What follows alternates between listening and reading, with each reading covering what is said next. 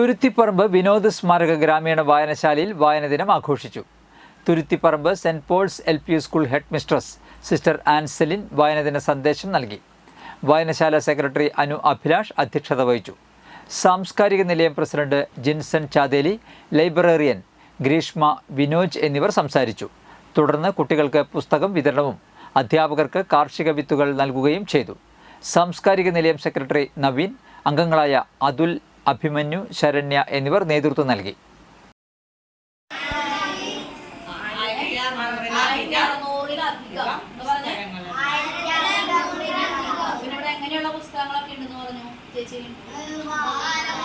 കുട്ടികൾക്ക് വായിക്കാൻ പറ്റുന്നതുണ്ട്, കഥാപുസ്തകങ്ങളുണ്ട്, പിന്നെ